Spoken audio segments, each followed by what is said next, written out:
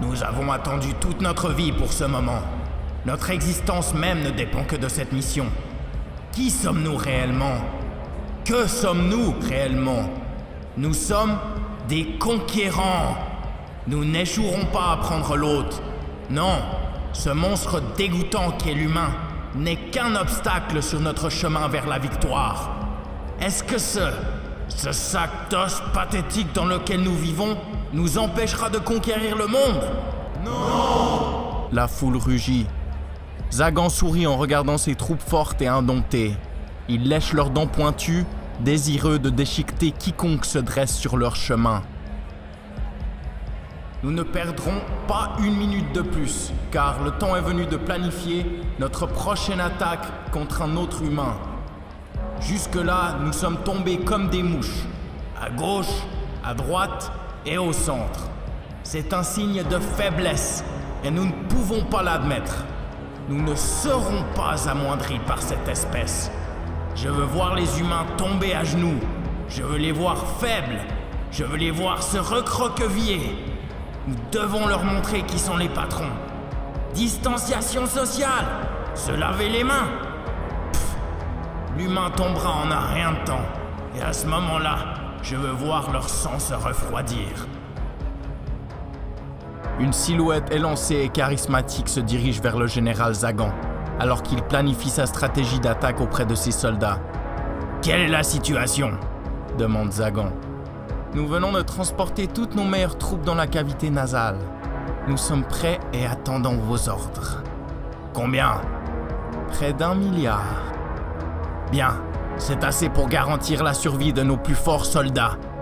Quoi qu'il en soit, nous n'avons qu'à reprendre quelques cellules humaines minables, ainsi nous pourrons nous répliquer et nous propager. » Les faibles ne sont plus un problème, c'est un petit sacrifice pour notre reine, siffle Ursula. Le général Zagan regarde Ursula de haut en bas avant de sourire. Qu'en est-il de l'idiot? Notre prochaine cible? Eh bien, l'idiot est revenu, comme nous l'avons anticipé. C'est une chance de prendre un nouvel hôte. Tout ce que nous avons à faire est d'attendre un simple éternuement. Nous profiterons de cette occasion pour propulser nos troupes et peu de temps après, il sera nôtre. Elle grogne. Le général Zagan pose son regard sur le nouvel hôte, examinant le plan d'attaque. Regardez-le, quelle chose dégoûtante, n'est-ce pas? Il est tellement stupide qu'il infectera tous les autres humains sur son chemin dans quelques jours, ricane-t-il. Salut mec, c'est la semaine de la relâche. Pourquoi tu te mets en quarantaine comme un loser? Bois un verre, mec. Tu m'as manqué. Crie l'idiot. Les yeux de Zagan brillent quand il voit l'idiot essayer de taper son hôte sur l'épaule, puis est déçu par le réflexe rapide de celui-ci. Hé, ne me touche pas, mec. Je te l'ai déjà dit, nous devons garder nos distances. Nous ne devons pas propager le virus. L'hôte se précipite ensuite à l'autre bout de la pièce en plaçant sa main sur sa bouche. « Il est trop intelligent », dit Zagan en roulant des yeux. Zagan revient en direction de ses troupes. « Il est clair que ce petit lâche est trop prudent », se dit-il. « Il est isolé depuis près de 2 semaines et se lave constamment les mains après avoir touché quoi que ce soit. À ce rythme-là, nous ne tiendrons pas. Ursula !» Zagan crie. « Rassemble les troupes et prépare-toi à ouvrir le feu.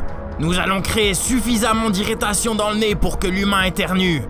Ainsi, nous pourrons aller à pleine puissance et tout détruire. N'oubliez pas, nous devons viser à l'intérieur de la bouche ou du nez. C'est notre seule chance. »« Préparez les catapultes !» hurle Ursula avant de se diriger vers ses troupes. Le nez se remplit de milliards de soldats qui se bousculent, désireux de se battre pour leur cause. Les guerriers rugissent d'excitation, poussant pour être en première ligne dans la bataille, tandis que d'autres commencent à tirer sur les poils du nez pour créer un éternuement. Rapidement, les soldats commencent à s'entasser million par million sur une catapulte. Ils attendent que leur commandant les rejoigne. Zagan passe devant les soldats, grimpe sur la plus grande catapulte pendant que son armée l'encourage. « Mes soldats, sommes-nous prêts à vaincre cette vermine ? » Une bataille nous attend sur cette hôte. Quand nous atterrirons, les ennemis nous attendront. Mais ce ne sera pas suffisant pour nous ralentir. Parce que rien ne pourra empêcher de détruire la race humaine. Pour la reine! Zagan sait exactement où il veut atterrir. Sur le visage de l'idiot ou bien dans ses voies respiratoires. Mais est-ce que c'est aussi simple que ça?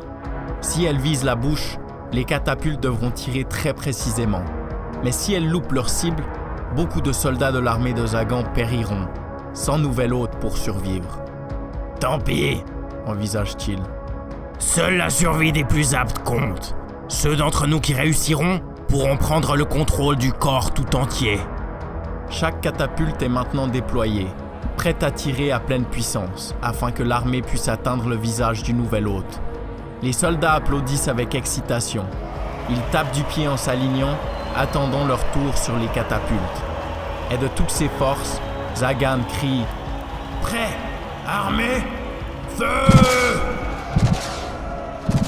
Des milliards de soldats sont projetés vers le visage du nouvel hôte, mais tous n'y parviennent pas. Les catapultes n'étaient pas assez fortes, car la moitié des troupes tombent sur le sol. Ils se bousculent pour s'accrocher à ce qu'ils peuvent, que ce soit les bras, les jambes ou la poitrine, mais s'il y a une chose dont Zagan est sûr, c'est que c'est loin d'être gagné. Zagan est maintenant à quelques centimètres de la bouche du nouvel hôte. Soudainement, l'idiot recule de l'éternuement et Zagan pense alors qu'il va échouer. Mais sur le coin de la bouche de l'idiot, il voit une ouverture. « Parfait !»